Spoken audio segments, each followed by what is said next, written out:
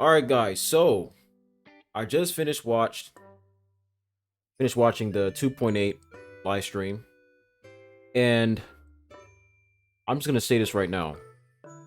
Version 2.8 is leagues better than 2.7 in terms of content.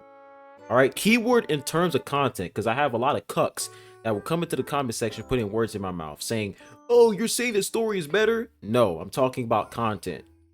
When it comes to content, 2.8 is way better than 2.7, 2.6, and 2.5. That's just a fact. Okay. However, let's be real, guys. This is the bare minimum. And I feel like Kuro, they're trying to play mind games here. They're like, okay, so we didn't implement any sort of meaningful content for 3 patches straight. So knowing how some people are going to defend this game 24/7, for version 2.8, we're going to implement 2 combat events. Now that we implement combat events, now people are going to start glazing this update, thinking it's the best of the best when it's literally the bare minimum. So yeah. But let's go for some stuff here. Let's see what's happening. What the fuck? Okay, let me turn that off. I don't even know why they started playing that. But new main quest, new chapter. Chisa looks good. I ain't gonna lie, she looks good. Story might be very interesting. We got new fit for Zani.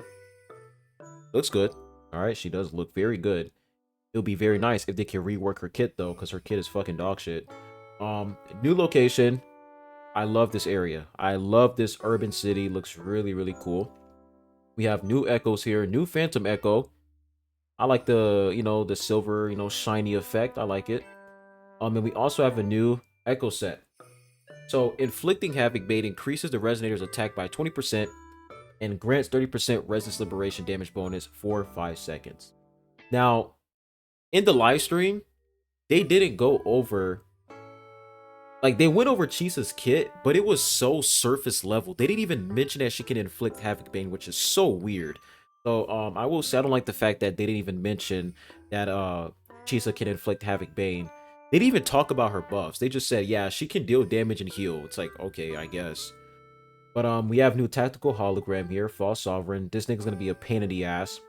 And we have an update to negative status. Now, this is very interesting because you guys know when it comes to negative status, it's a bumpy, all right, a really bumpy system, bumpy mechanic. So let's see these updates. So for Havoc Bane, some Havoc attacks will apply a stackable Havoc Bane effect to the target. While Havoc Bane lasts, the defense of the inflicted target is reduced. Havoc Bane stacks up to 3 times by default, which each stack reduces the target's defense by 2%. So that is like a 6% defense reduction with Havoc Bane. I'm not gonna lie, y'all.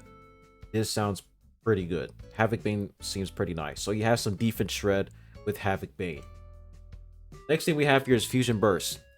Some fusion attacks will apply a stackable Fusion Burst effect to the target. When Fusion Burst is stacked to its max, all stacks will be removed to trigger an explosion, dealing fusion damage around the target. Fusion Burst effect stacks up to 10 times by default.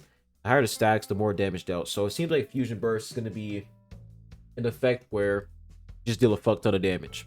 That's pretty much it. Glacial Chafe. Some Glacial attacks will apply a stackable Glacial Chafe effect to the target.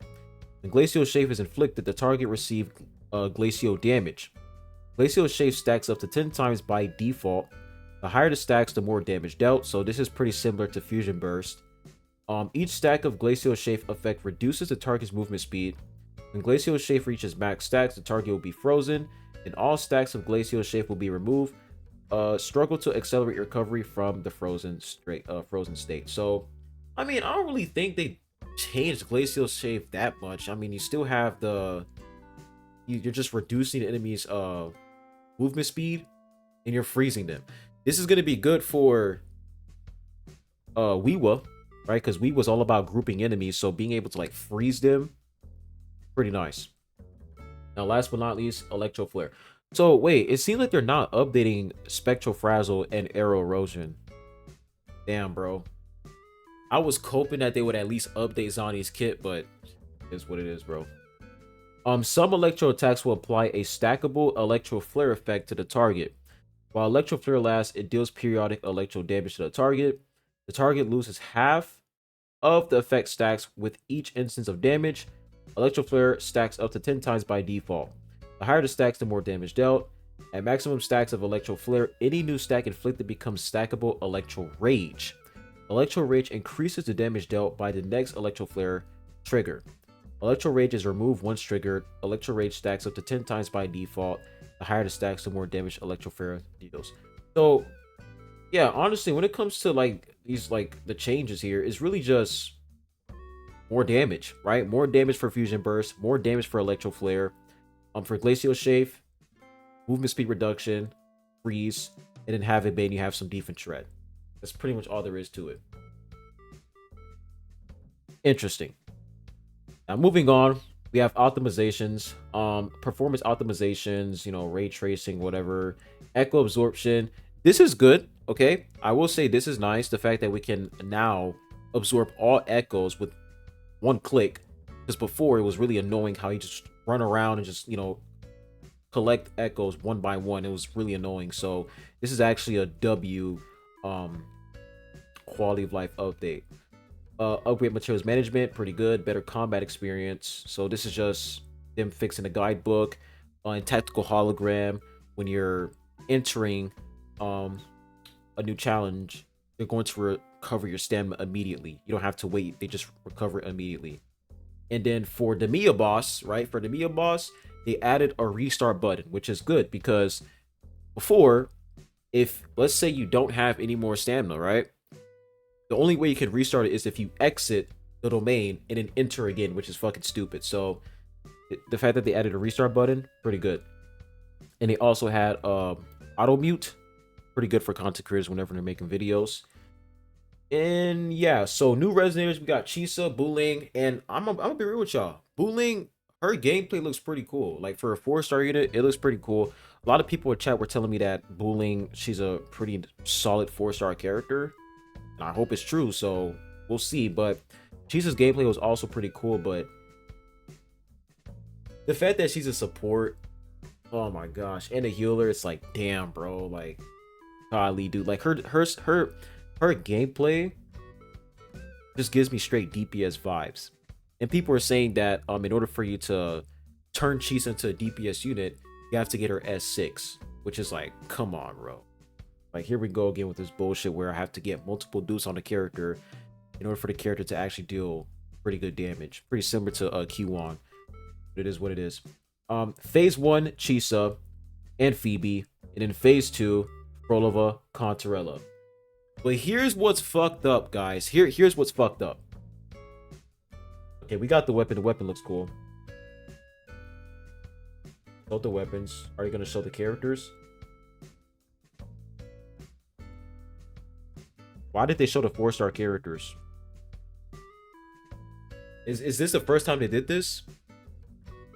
You guys can let me know in chat if this is like the first time they did this where they don't show the 4-star characters in like the preview, like the update preview.